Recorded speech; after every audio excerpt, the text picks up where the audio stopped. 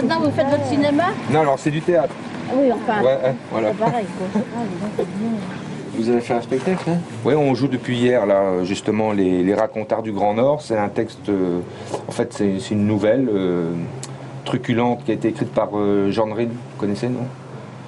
C'est un ethnologue qui a passé beaucoup de temps au Groenland, avec les Inuits et tout. Et donc, il a ramené des récits de trappeurs, d'esquimaux, etc. Il en a fait des écrits qu'il appelait lui-même des Racontards. C'est mon théâtre. Je fais de la mise en scène parce que je ne suis pas peintre.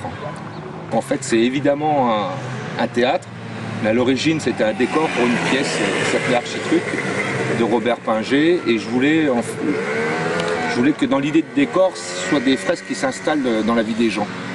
Voilà. Elles sont éphémères, hein, d'ailleurs. Donc tout ça va disparaître, la yourte et tout, ça s'en va. C'est là, c'est une image qui reste ou qui reste dans l'esprit des gens. Voilà. Ça, c'est important pour nous. On était d'abord en résidence à Tours, puis après à Chambray, donc on était en milieu urbain. Après, donc on est venu à Saint-Bran. Il y a une amitié entre nous. Déjà, bon, ça fait longtemps que je travaille ici, et puis on cherchait un autre lieu d'accueil. Et c'est vrai que les gens de Saint-Bran ont tout de suite dit, bah oui, on veut les wagons. Ça va, mon Antonio? Ça va. Bon, tu t'es bien posé? Oui. T'as mal à la voix? Bah écoute, non, ça va. C'est bon? On décharge? Ouais, je vais faire un filage.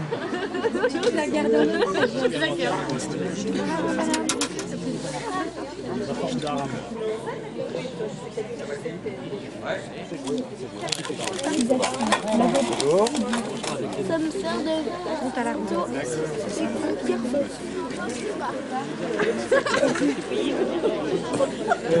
Le but du spectacle aussi, c'est que vous éclairiez l'acteur. D'accord?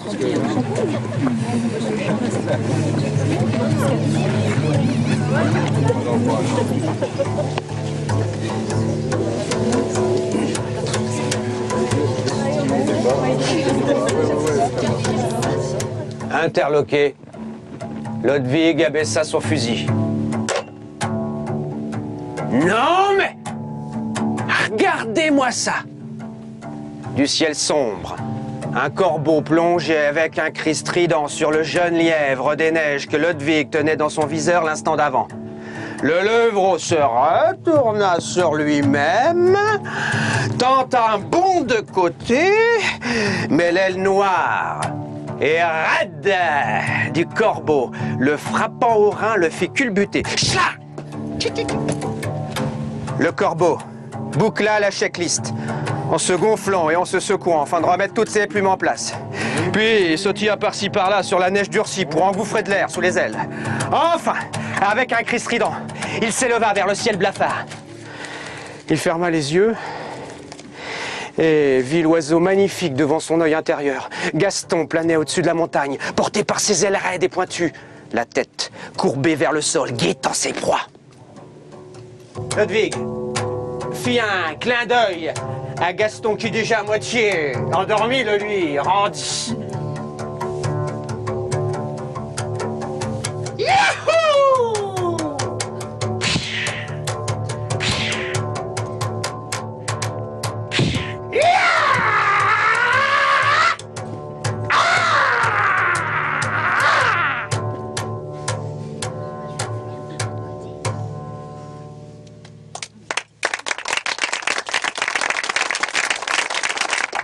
Antoine Oginski et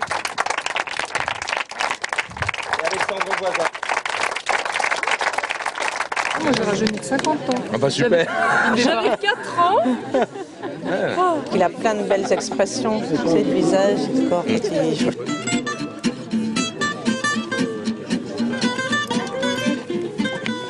En fait, l'ennui au théâtre, c'est le seul risque, enfin au spectacle qu'on puisse prendre. Et puis perdre 10 € parce que ça va pas te plaire. En fait, c'est un tout petit risque. Le plus gros risque, c'est de ne pas vouloir découvrir finalement. Quand on est arrivé ici, on n'avait pratiquement personne dans les wagons. Il y a eu 4-5 spectacles, on faisait 10 spectateurs et voilà. Et après, bon ben ma foi, le fait d'insister, bon, puis il y a l'équipe municipale qui est derrière, donc ça compte, hein, parce que s'il y a une volonté politique, ça entraîne aussi une partie de la population. Le boulanger, lui, quand il prend sa camionnette, ici, il va livrer du pain. Nous, quand on prend notre camionnette, on va livrer du théâtre.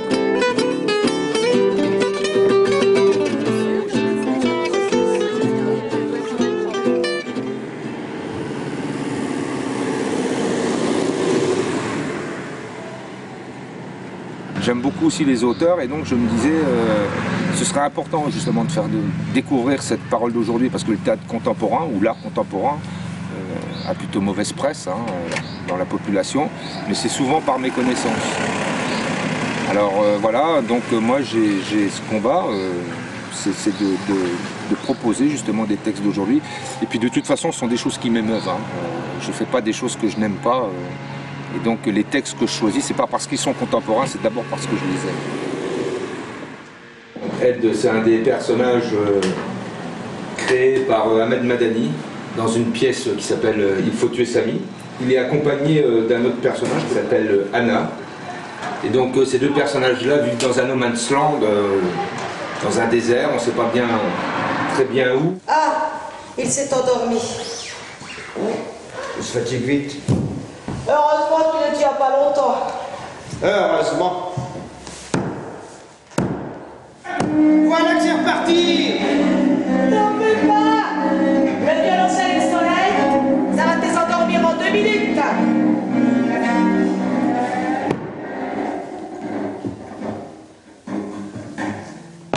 Tiens, qu'est-ce que je disais?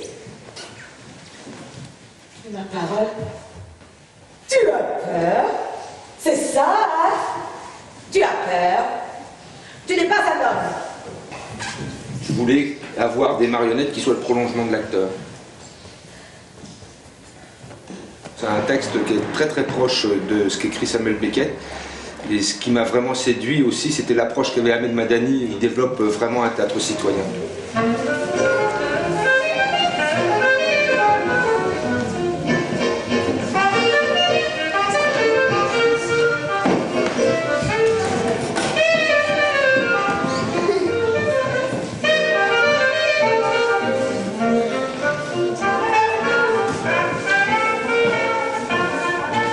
J'étais encore enfant, quoi. Et donc il y avait une troupe avec un chapiteau qui est venu et donc ils ont demandé à des élèves s'ils savaient jouer de la musique. Et moi à l'époque j'étais trompettiste dans l'harmonie, dans la fanfare quoi, du village et j'ai fait la parade avec eux et donc on a eu l'occasion de vivre 2 jours avec la compagnie quoi. Voilà. Ça a été vraiment, c'était un déclencheur, c'était un vrai déclencheur.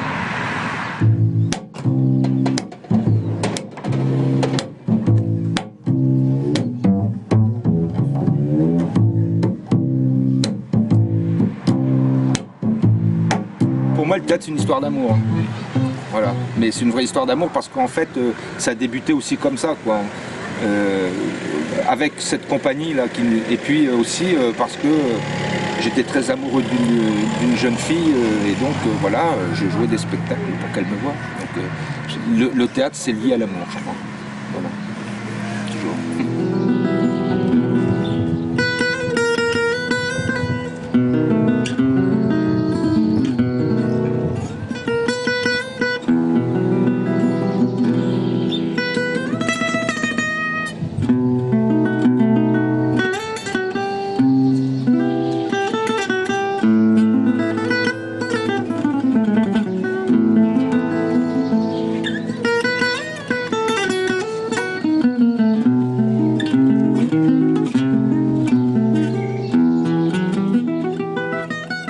La musique monte dans la nuit. Il y a un petit mot qui me manque. Est-ce qu'il y a un petit mot comme soudain? Parfait, ouais. Soudain, Mamina se lève.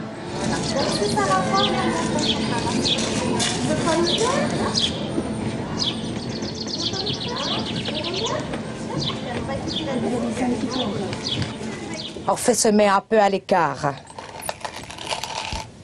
Il prend une branche, il y accroche une corde. Et voilà un violon. Il tend une ficelle sur une tige souple. Et voilà un archer. La corde vibre. Le vent emporte la vibration.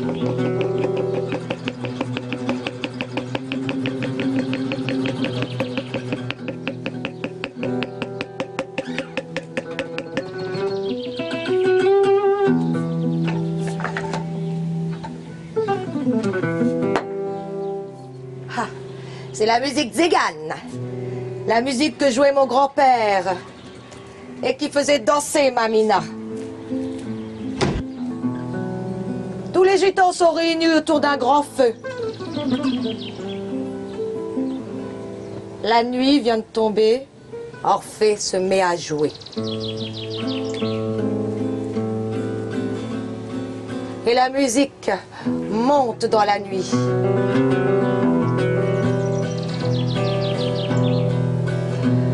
Soudain, Mamina se lève. Et elle danse. Elle danse comme elle dansait quand grand-père jouait du violon.